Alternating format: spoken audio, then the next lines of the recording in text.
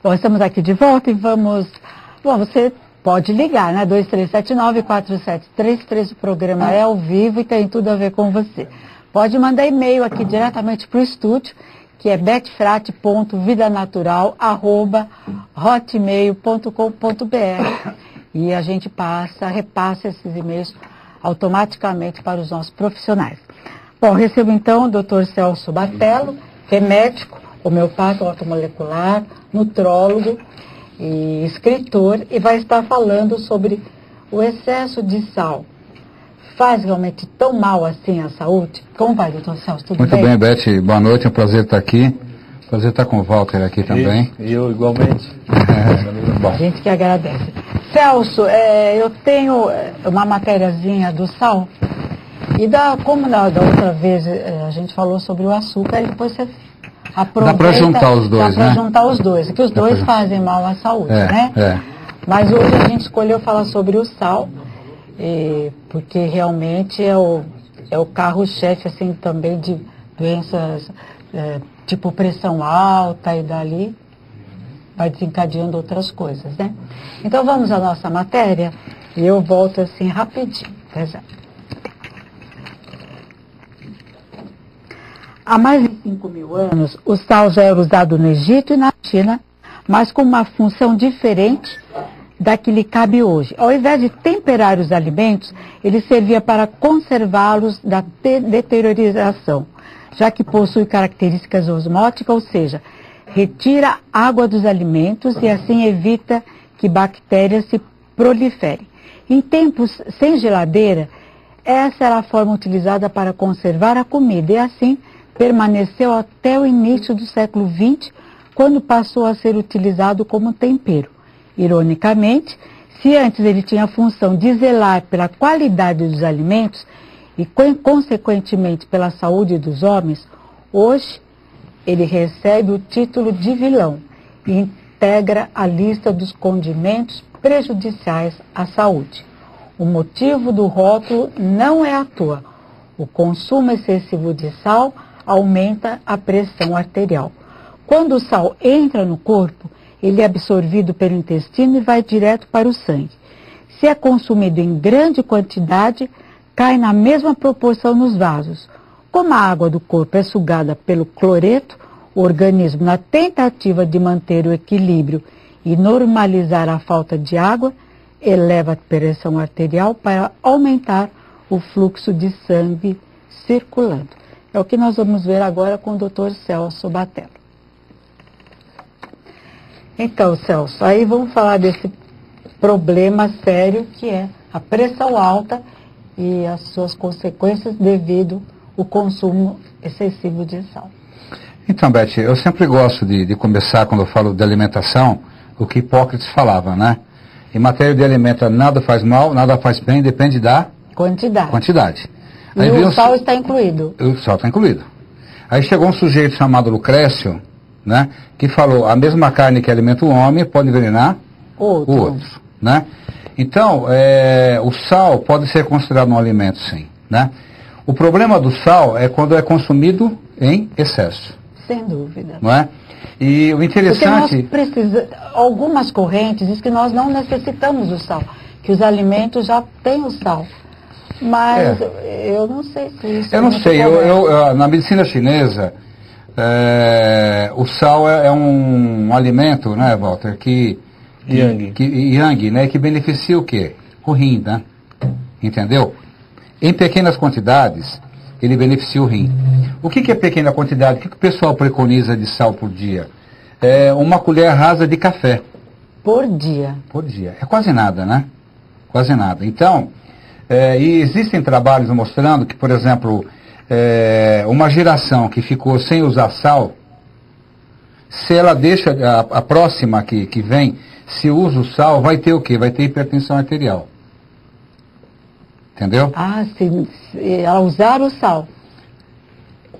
Uma geração, então, por exemplo, que fique sem sal. Que nunca usou sal. Se a próxima usar sal, ela vai ter hipertensão arterial. Então, isso é transmitido meio que geneticamente, né, através de códigos. E o interessante do sal, Beth, é levar em consideração também as raças, né? O amarelo, por exemplo, o japonês, ele tem uma sensibilidade muito maior ao sal. Eles comem pouquíssimo sal, pouquíssimo sal. Então, eu sempre falo que tem um apetite chamado filogenético, lembra, né? Sim. Que é a espécie mais simples. Você imagina uma ameba aqui, né? Até supostamente a mais evoluída que é o homem, né? O homem e a mulher. Então, isso chama-se filogênese, que é a evolução da espécie mais simples em relação à espécie mais evoluída. Então, por exemplo, toda a raça humana está mais ou menos nesse eixo vertical. E tem uma outra coisa chamada ontogênese, que é assim na horizontal. É a espécie em relação à própria espécie. Né? Então, é o homem daqui e o homem do Japão. Né? Por exemplo, nós ocidentais, o nosso rim está mais apto a receber sal do que o oriental. E do negro também. Ah, do negro? Do negro também. Então, uma das coisas que mais acomete o negro afrodescendente é a hipertensão arterial. Não é? E que está relacionado também a uma sensibilidade maior ao sal. Ou seja, o rim não dá conta adequadamente de eliminar o sal. Tá? Então é muito importante levar em consideração essas coisas também. Tanto o aspecto filogenético, né, da espécie mais simples até a mais evoluída, quanto a espécie em relação à própria espécie. O problema do sal também, Beth, é que por que não deve se de comer sal também? Porque o sal, né, de cozinha, ele é iodado também. Ele tem iodo. Né? E iodo é muito importante para... Ele tem problema de tireoide. De tireoide, né? Antigamente a gente via, né, aquelas pessoas com aqueles papos, né? Bócio, né? Bócio. Aqueles papos imensos, né? Sim. Que era justamente por falta de iodo. Somente em Minas, né? Nem no ar tem a... Nem no ar tem. Que é? a beira-mar tem bastante iodo também. Iodo. Então, outra coisa que o Frutos Walter do mar lembrou... tem iodo também. Né? Tem, no ambiente marítimo tem. É. E outra coisa também, quem vive à beira-mar tem também uma tendência maior a formar o excesso de sal. Porque na própria brisa, né, no próprio ar, a beira-mar é riquíssimo em sal. O sal, a palavra salário vem de sal. Que antigamente os soldados também vem de sal. Eram pagos com sal. Com sal. Lá na Grécia e tal. E isso acabou incorporando na parte marítima o maior consumo de sal dessas pessoas. Só que a pressão é mais baixa, então a pessoa acaba compensando uma coisa com a outra. Tem aquela condição toda. Isso que é bonito, né? De você saber. Para você ver como a natureza é sábia. Né? Não, e isso que o Walter falou, que Jesus falou, vós sois o sal da terra. Se vós sois insípidos, o que vai acontecer? Um sal sem gosto nenhum, não presta para nada, né? É verdade. Então, qual é o problema? O problema, né? Qual que é a coisa do sal? É que ele... nós precisamos do sabor salgado. Né, é um dos sabores. É um dos sabores. É o salgado, o picante, o amargo, o doce ácido. E o ácido, né? Que é Mas tem gente que fica... Entendeu? Então, quem faz acupuntura sabe, por exemplo, em função do desejo da pessoa, qual que é o distúrbio, qual é o elemento que está o distúrbio, no meridiano que está o distúrbio. Então, veja só, o sabor é muito importante. E o sal é necessário que você ingira, até porque tem iodo. Né? É importante para a tireoide. Porque, por exemplo, se a gente tirar o sal, a pressão tende a cair vertiginosamente. Então, é por isso que eu falo, né? Em medicina como no amor, não ligar sempre nem jamais. Porque você tem o tipo Yang, né? Que o sal é Yang, tem o tipo Yin, né? Que o potássio é Yin. Talvez o Yang seja negativo, que geneticamente a descendência dele não consumiu tanto sal. Exatamente. Então ele acabou... Você percebeu? Então, há que se ter muito critério com isso. A luz da ortomolecular tem o tipo chamado simpático, não é? Tem um sistema nervoso autônomo, que funciona independente da nossa vontade, por isso que é chamado de autônomo, né? Então rege respiração, movimento intestinal, batimento cardíaco, aquilo que a gente não percebe. Quando começa a perceber alguma coisa, taquicardia, alguma coisa, sinal que tem alguma alteração aí, né? Então, mas através do que vocês estão dizendo, significa também que a pressão alta é hereditária, é genético. Não necessariamente, né? Existe uma coisa genética de famílias hipertensas, né? Mas lembra que eu te falei da ontogênese, né? Que é o meio influenciando. Bom, se você pega... Atualmente agora você vê incorporado em muitos alimentos, bebidas isotônicas, refrigerantes, o sal é incorporado como um agente agregado ao valor do sabor. Exatamente. Né? Porque precisa desse sabor. Porque o sal tonifica o sabor também. Tonifica o sabor. Então, é por isso que as pessoas gostam tanto do doce quanto do salgado. Né? E se fizer o tal do agridoce, quer dizer, agrada dois, pode ver que as pessoas gostam disso. Agora, há um tempo atrás, até o Dr. Geraldo Medeiros, da USP, fez um trabalho mostrando a incidência de tireoidite de Hashimoto, autoimune, porque naquela época, eu já falei isso no seu programa, né? A Anvisa, né, inadvertidamente achou por bem aumentar a quantidade de iodo no sal. Entendeu?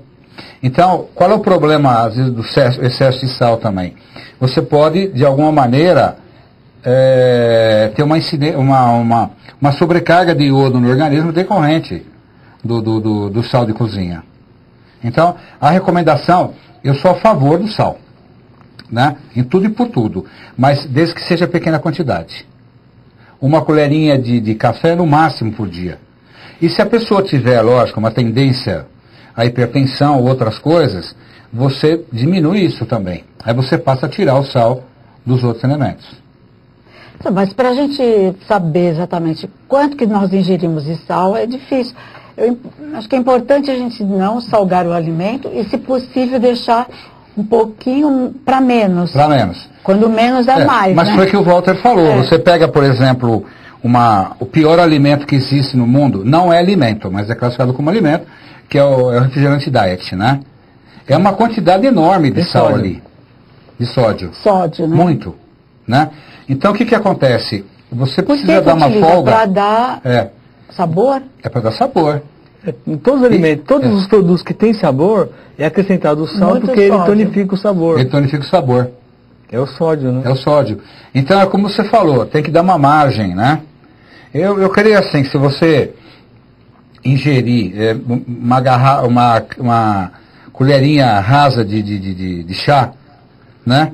Você vai depois tentar compensar tomando menos refrigerante, né? Quem não conseguir tomar menos, né? Claro. Evitar salgadinhos, produtos industrializados, que eles são ricos nisso. Acho que a gente tem que evitar isso sempre, né? Eventualmente Exatamente. Pode acontecer, mas... com pouca frequência. Eu penso assim, evitar sempre e eventualmente você... A comidinha caseira ainda em primeiro lugar. É a primeira coisa. É o arroz com feijão. O arroz, feijão, uma verdurazinha, uma carne, uma proteína, né? Uma verdura. Se você pegar um arroz e feijão, uma colher de feijão, 2 de arroz, salada, se você diversificar bastante salada, por exemplo, faz uma salada lá de alface com rúcula, entra tomate, aquelas coisas todas, né? Uma verdura cozida e uma carne, 1 grama por quilo de peso, ou seja, uma porpeta, não mais do que isso, você vai estar numa alimentação perfeita. Perfeita. O único alimento, que é considerado alimento, que eu faço restrição, e já falei aqui no seu programa, né? E agora a Organização Mundial de Saúde recomenda que se reduza o açúcar pela metade. Entendeu? Perfeito. Isso já é lei? Não, uma recomendação, saiu agora, muito frequentemente. Até estava vendo um professor de endócrino aí que ele falou uma coisa interessante, que é difícil isso, né? Porque você pega a criança, ela bate palma pro bolo, né? No aniversário. Eu achei tão bonito ele falar isso, né? Bate palma pro bolo. Agora, o grande problema que eu vejo do açúcar é o açúcar branco. É o açúcar branco. Refinado. Né? Refinado. Tem aquela matéria precisa que você quer que entre aquela matéria do açúcar? Não precisa. Não há necessidade. Eu acho que a gente pode falar sobre isso, o açúcar branco. O ideal é que se use o açúcar mascavo. Já falei isso. Né? Eu acho que quem quiser se inteirar mais a esse respeito... Ele é rico em quê? Em todos os minerais que você possa imaginar. Ferro, magnésio, tudo. Porque você imagina só a cana, onde ela cresce, ali não cresce mais nada, tem que adubar. Né? Ela pega tudo da né? terra. Então, como ela pega tudo, aquilo vai para o açúcar escuro. Então, na realidade, é um alimento. Aquele livro Sugar Blue, né, que falava assim, que o açúcar branco, o sal e a cocaína, né, ele colocava no mesmo... Não, mas uma colher de café de açúcar, ela equivale a 90 centímetros de cana. E esse álcool, que a cana é um álcool em pó, ele entra na veia como um hexanose, um derivado do etanol, e vai atingir as funções mais altas do cérebro, a inteligência, a convicção, até a moralidade, porque quando fica muito... Mas o brasileiro é viciado no docinho após o almoço. Tem cigarro com açúcar, cerveja com açúcar, tudo. Não, eu acho assim, eu acho que o sabor doce, da mesma maneira que o salgado, ele é essencial. Ele é primordial para o bem-estar, para atender os sabores dos 5 elementos, né? O doce agrada o baço pâncreas, o salgado, o rim, né? O azedo, né? O doce alegra o coração. Alegra o coração. Né? Cria tecido, né? Então, o picante são os pulmões, né, Walter? Picante é o pulmão. O picante é o pulmão. Então, o amargo é o coração. Então, esses doces, eles são... É fundamental que você coma um doce. Eu sou contra tirar o doce, o carboidrato. Eu só acho o seguinte, é um tiquinho só depois da refeição. Só para dar o sabor. Um chocolatinho assim. Um pedacinho. O tabletinho, né? Tabletinho. Aquele quadradinho. Um bis. Um bis. Né? Um tequinho lá de goiabada cascão. É bom. Eu adoro doce caseiro. Não é? Eu também gosto de doce caseiro. Então, o problema é o açúcar branco, que a gente já falou isso, né? Que funciona como uma caloria vazia.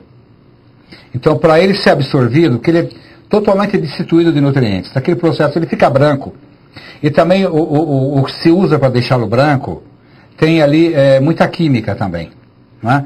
Então, para ele ser absorvido, ele requer energia. E ele rouba energia, por isso que chama caloria vazia. Aí o que o organismo faz? Precisa de mais açúcar. E ele faz esse ciclo vicioso. Lembrando que na nossa infância, você não come açúcar porque vai tirar cálcio dos seus dentes. E hoje, os dentes já não sofrem tanto essa condição porque as crianças aprenderam a escovação. Hoje sofrem os ossos dos idosos, da osteoporose. Porque daí vai tirando o cálcio dos ossos e rouba cálcio, né? Tá entrando para assimilar e rouba o cálcio. Né? Isso, ele rouba. Ele tira energia do organismo e não repõe. Diferente do mascavo, por exemplo. Né? Que o mascavo, ou mel também, né? Aquilo que eu falo do índice glicêmico. Se ingere o açúcar branco, ele sobe rapidamente no sangue. É o que mais sobe, né? Então chama índice glicêmico. Isso enseja do pâncreas uma secreção maior de insulina, não é? E faz com que ele caia. E fica nisso aqui. Então tem que romper esse ciclo vicioso. Come o docinho durante a refeição. É como você falou, um tiquinho para agradar o coração. Agradar o baço pâncreas e o coração também. Não é? Sem dúvida. Porque já sabe. Acho que pode trabalhar com antídoto, né? Comer um pouco de amargo, né? Um pouco de picante, um pouco de ácido e um pouquinho de açúcar também, por que não? Até se você intensificar qualquer um desses sabores, você vai criar algum problema. Se você começou amargo também você pode criar algum problema. Se você começou salgado, outro problema. Se você Então, a gente tem que criar uma harmonia nesses sabores e perceber qual sabor que te mais prejudica. Por exemplo, as pessoas obesas, às vezes não podem comer muito sal, porque elas vão inflar mais. Nem muito doce, porque elas vão engordar também. Então, o obeso é menos doce, menos sal, mais picante e mais amargo. E vai vivendo assim, você mesmo vai escolher os sabores preferenciais que vão te causar mais benefício. Mas o corpo sabe, né? O corpo sabe. Você vê, por exemplo, vamos para os cereais, né? Cada elemento tem um cereal. O elemento água, por exemplo, que rege rim e bexiga na acupuntura, é ervilha. O elemento madeira, que rege fígado e vesícula, é milho. O elemento fogo, que rege coração e intestino delgado, é trigo. O baço pâncreas, que é terra, e estômago, é centeio. E o metal é arroz. Então veja só, aquilo que o Walter falou, é bem a propósito, né? É importante que você jogue com todos esses cereais, não é? E jogue também com todos os sabores. E para quem come carne, né, eu sou a favor que se coma. Quem é vegetariano eu respeito filosoficamente que não coma, mas fisiologicamente não, como médico eu não posso aceitar, né? Então, como ele falou, a carne vermelha agrada o baço pâncreas, a de porco agrada o rim, a de carneiro o próprio fígado, as aves o coração. Então, essa sacada que a gente tem que ter. Estou falando isso a propósito do Walter ter lembrado disso, né? Claro. De você jogar com sabores, jogar com cereais, jogar com as carnes, com as cores. Acho que a miscelânea de tudo se torna uma coisa colorido, positiva. Né? Aí você não erra, né? Deixa eu aproveitar e fazer a pergunta do Marcelo, que ele pergunta se o shoyu pode ser substituído pelo sal. Como a gente disse, várias vezes você já disse aqui no programa, que o oriental, ele não suporta muito sal, mas eles gostam do shoyu. Então, o shoyu ele tem muito glutamato. Miso também. Tem muito glutamato de sódio, não é? Então, não sei se aqui no Brasil tem mais, talvez tenha mais do que lá, né? Talvez, alguma coisa assim, né? Mas o shoyu é um sal, é o glutamato de sódio. Então, quem usa o shoyu não precisa usar Não precisa. E mesmo o shoyu, aqui no Brasil, não sei como é em outro lugar, deve ser usado com moderação. Tem que é glutamato de sódio. O shoyu da tampinha verde parece ser menos prejudicial, não sei. Não sei dizer. Isso também é uma coisa. Porque o que é o sal de cozinha? É o cloreto de sódio, né? É o cloro, uma molécula de cloro junto com a molécula de sódio. Sim. Né? O shoyu é glutamato, é uma molécula do ácido glutâmico e o sódio. De qualquer maneira, é da família, né? É tudo da família. É da família. E o excesso de shoyu também gera enxaqueca, né? Dor de cabeça, irritabilidade, insônia. Então, é aquilo, né? Que se comer com moderação. Sempre, né, Celso? Sempre, né? Acho que é isso que tem que ser feito, né? Então, e os problemas que o sal, como que é o tema do programa hoje, inclusive nós estamos sem os caracteres, viu, Celso? Acho que a nossa produção já te avisou, e nós estamos sem aquelas legendas, vamos chamar. Tá. E, então, o nosso tema de hoje é falando sobre o sal, né? Tá. Igual, só para a gente finalizar, o problema do sal em excesso é só para os hipertensos? É para os hipertensos. Olha, Beth. Só para finalizar. Então vamos finalizar. Tem um sinal na íris, né? O Walter sabe disso, chamado anel de sódio e colesterol. Sim. Que é um branco que aparece, não é catarata. É um sinal da córnea. A córnea é o teu relógio aqui, né? Sim. Tá vendo? A córnea é esse vidrinho aqui. Exato. Seria como esse vidrinho. Pode explicar para aquelas pessoas, o idoso fica com aquele anelzinho assim. Isso. Que é o anel na córnea, que seria correspondente ao vidrinho do relógio. Sim. Ali. Então é um sinal de deposição, né? Então tem um anel de sódio e colesterol, tá? E pode ser metal pesado também. Então a pessoa que tem uma predisposição, ela começa a formar esse anel de sódio e colesterol. E a gente sabe que tem uma relação tanto na iridológica quanto na medicina, que tem 3 causas fundamentais de câncer. É o excesso de colesterol oxidado, a gente pode falar um dia sobre isso, né? Vamos falar. É o colesterol oxidado, enferrujado, vamos dizer assim, o sal, né? De cozinha e o metal pesado. Chumbo, mercúrio, essas coisas todas. Então, há que se comer com moderação essas coisas. Agora, o médico, né, o clínico, ele vai saber, ele tem condição, principalmente dentro da ortomolecular, de saber qual é o tipo do indivíduo. Se ele é mais yin ou yang, se ele está mais voltado para o simpático, mais à base da adrenalina, se é voltado para o parasimpático, à base da acetilcolina, ele tem que juntar as duas coisas. Então, ele tem uma condição melhor de avaliar isso, até se pode um pouco mais, se pode um pouco menos, porque o metabolismo do sódio também, ele não está ligado só à ingestão, ele está ligado à suprarrenal, à adrenal, os corticoides. Então, se você tiver, por exemplo, uma glândula adrenal funcionando inadequadamente, você pode ter alteração no metabolismo do sódio, tanto para mais como para menos. Então, é mais do que isso. Muito bom. Celso, nós já estamos recebendo sinal que o programa já acabou, né? Eu gostaria de deixar um contato seu. Você tem o seu e-mail, né? O seu site. Deixa o site, é www.batelo, 2 T's e 2 L's, .med.br. Beth, deixa eu falar uma coisa para os teus telespectadores. A gente vem falando isso desde sempre. É verdade. Não é? Vê acessa o teu no YouTube, né? YouTube. O teu site. O site não, é? Tem o site do YouTube. O site do YouTube, eu também tenho o YouTube, pega lá. Né? Há 24 anos que nós estamos juntos, nós juntos, três, né? 24 anos estamos juntos. E eu fiquei pensando quando veio essa determinação de abaixar a quantidade de açúcar, né?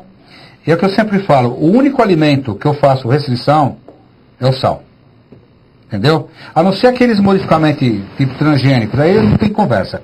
Mas, por exemplo, o alimento, o sal não, o açúcar. O açúcar. O açúcar, sem dúvida.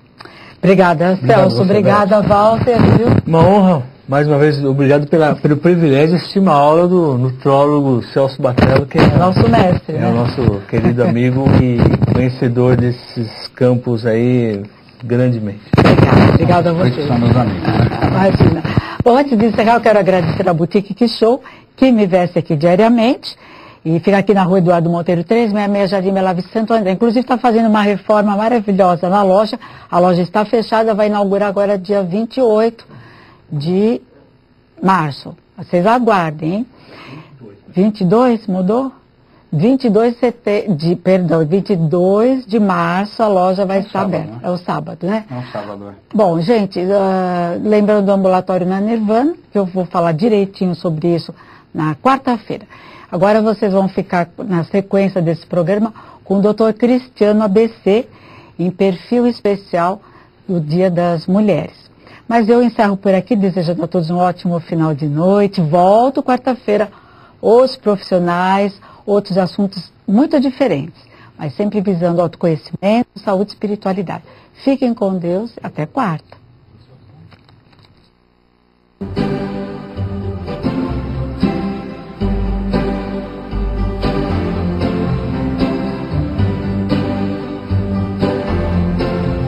Let me say it, let me say it, let the world know, let me really